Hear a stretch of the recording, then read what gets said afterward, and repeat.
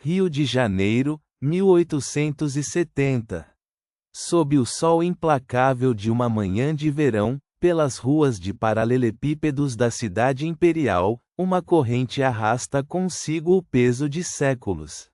Homens, mulheres e crianças marcham acorrentados pelo centro da capital, a apenas quarteirões dos salões onde se serve champanhe francês e se toca Chopin ao piano. O cheiro de suor e ferro mistura-se ao aroma do café que enriquece uma nação inteira. Os olhos dos transeuntes desviam-se. A cidade aprendeu a não ver. Aprendeu a não ouvir o arrastar dos ferros sobre as pedras. Aprendeu a chamar de ordem aquilo que é, em sua essência mais brutal, uma ferida aberta no coração de um povo. Mas há aqueles que se recusam a desviar o olhar, e é deles que esta história se trata. Rio de Janeiro, 1880. À luz trêmula de uma lamparina a óleo, Joaquim Nabuco inclina-se sobre a escrivaninha de mogno. O calor úmido da noite cola a camisa ao corpo. Em volta, os livros de direito, herança do pai senador, símbolo de um mundo que ele escolhe, neste momento, abandonar. A pena rasga o papel com urgência quase violenta. Cada palavra é uma traição deliberada. À sua classe, ao seu sobrenome, à sua herança de açúcar e silêncio. Ele escreve sobre corpos acorrentados, sobre crianças vendidas como gado, sobre a mentira dourada que sustenta o império. Do lado de fora, a cidade dorme sobre seus alicerces podres. Nabuco não dorme. Sabe que estas páginas irão acordar inimigos que jamais lhe perdoarão. O que ainda não sabe é que, nas ruas escuras além de sua janela, uma outra voz já grita o que ele apenas começa a escrever. É 1880. Na Praça da Aclamação, sob o sol implacável do Rio de Janeiro, uma multidão se comprime entre vendedores ambulantes e o cheiro acre de fumaça e maresia. No centro, José do Patrocínio, filho da escravidão, neto da dor, ergue a voz como quem empunha uma tocha. Seus gestos cortam o ar quente. As palavras caem como pedras sobre vidro. Homens livres e cativos escutam com os olhos úmidos, senhores brancos cerram os punhos nas sombras das arcadas. Patrocínio não pede, ele acusa, ele condena, ele profetiza. Cada sílaba carrega o peso de correntes que ele próprio nunca usou, mas sentiu. Os aplausos trovejam. As ameaças sussurram logo atrás. E enquanto a praça ferve de emoção e perigo, em outro canto da cidade, uma princesa começa a ouvir.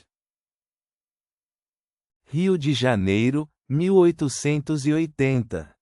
Numa noite abafada de novembro, sob o tremular nervoso de lampiões a gás, homens e mulheres de mundos distintos se comprimem num sobrado discreto da Rua do Ouvidor. O cheiro de cera queimada e tabaco impregna o ar. São jornalistas, advogados, homens livres de pele negra, unidos pelo mesmo peso insuportável.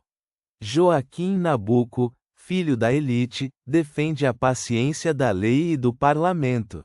José do Patrocínio, nascido do ventre da escravidão, exige fogo nas palavras e nas praças. Os sussurros cortam o silêncio como navalhas.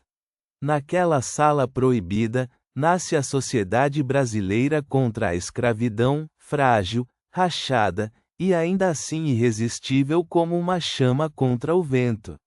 Mas fundar uma sociedade é apenas declarar guerra. Vencê-la exigirá um preço que nenhum deles ainda imagina pagar. Nas alturas serenas de Petrópolis, onde o ar carrega o perfume úmido das araucárias e o silêncio pesa como veludo, a princesa Isabel senta-se à luz trêmula de uma lamparina. Sobre a escrivaninha de jacarandá, acumulam-se cartas, súplicas escritas com mãos que conhecem o açoite, palavras traçadas em papéis amassados, tingidos de suor e desespero. De um lado, os fazendeiros do Vale do Paraíba ameaçam ruína econômica e caos social. Do outro, o clamor silencioso de 300 anos de correntes. Isabel ergue os olhos e encontra apenas o reflexo opaco do espelho, uma mulher, uma herdeira, uma consciência. O peso da coroa nunca foi tão concreto, nem tão solitário. E lá fora, nas ruas do Império, a impaciência finalmente começa a tomar a forma de algo irreversível. Rio de Janeiro, 1880. É madrugada quando os capangas chegam. Os cascos dos cavalos ecoam nas pedras molhadas da Rua da Constituição, um som que Patrocínio reconhece como ameaça antes mesmo de ver as tochas. Eles invadem a redação com fúria calculada, tipos móveis espalhados pelo chão, o cheiro acre da tinta misturado ao de madeira queimada, páginas ainda úmidas rasgadas por mãos que nunca souberam ler. O sangue de Patrocínio mancha o assoalho de Pinho. Mas ele não foge. De pé entre os escombros da sua gráfica destruída, o filho de uma ex-escrava olha para o caos ao redor e compreende, com clareza dolorosa, que o silêncio nunca mais será uma opção. A violência que tentou calar o movimento acaba de lhe dar sua voz mais poderosa, e os fazendeiros ainda não sabem o que despertaram. É 1887, e o Brasil respira diferente. Pelas ruas empedradas do Rio de Janeiro, uma maré humana avança, trabalhadores livres, mulheres de mantilha, estudantes com jornais nas mãos, ex-cativos com cicatrizes que nenhuma roupa esconde. Os tambores ecoam entre os sobrados coloniais. As tochas transformam a noite em dia. Pela primeira vez, o grito não pertence apenas aos salões iluminados a gás ou às redações clandestinas, ele nasce do peito de uma nação inteira que não suporta mais o peso do silêncio. Nas janelas do poder, cortinas se movem. Generais trocam olhares. Os senhores de terra contam seus prejuízos com dedos trêmulos. A multidão não pede, exige. E em Petrópolis, nos aposentos silenciosos do Palácio Imperial, uma princesa ouve o rugido das ruas e compreende que a história não esperará mais. Petrópolis, 12 de maio de 1888. A noite desce pesada sobre o Palácio Imperial, carregada do cheiro de jasmim e chuva iminente. Nos corredores silenciosos, onde o marfim dos castiçais projeta sombras trêmulas sobre os damascos imperiais, a princesa Isabel permanece só. Sobre a escrivaninha de jacarandá, uma pena, um tinteiro, e o peso de 300 anos.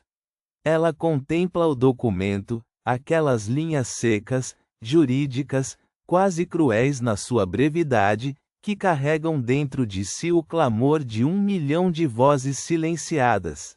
Seus dedos roçam o papel como quem toca uma ferida ainda aberta. Lá fora, no Brasil que não dorme, nas senzalas úmidas, nas redações iluminadas a querosene, nos portos e nas praças, algo pulsa, uma antecipação coletiva, quase física, como o ar antes do trovão. Amanhã, o mundo não será mais o mesmo. Rio de Janeiro, 13 de maio de 1888. O ar dentro do Paço Imperial pesa com a gravidade do que está prestes a acontecer.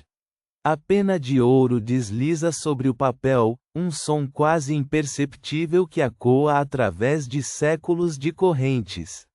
A princesa Isabel assina. Patrocínio está ali, os olhos úmidos, o corpo rígido como quem contém um oceano inteiro. Nabucco respira fundo, como se pela primeira vez o ar do Brasil tivesse outro sabor.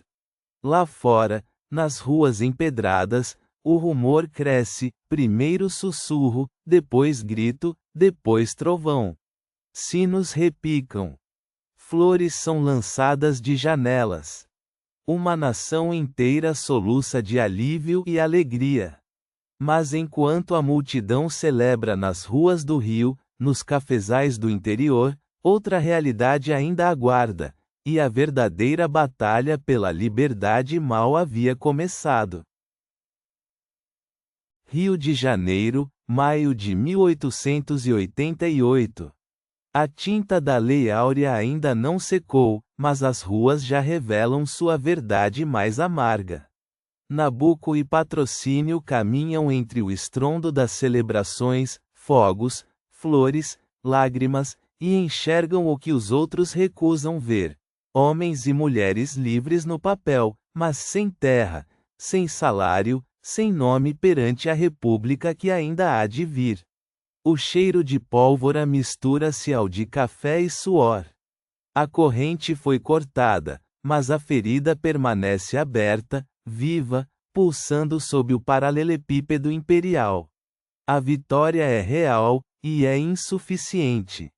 Dois homens contemplam o horizonte dourado sobre a Baía de Guanabara e compreendem, com peso solene, que abolir a escravidão foi apenas o primeiro passo de uma caminhada infinitamente mais longa e mais difícil.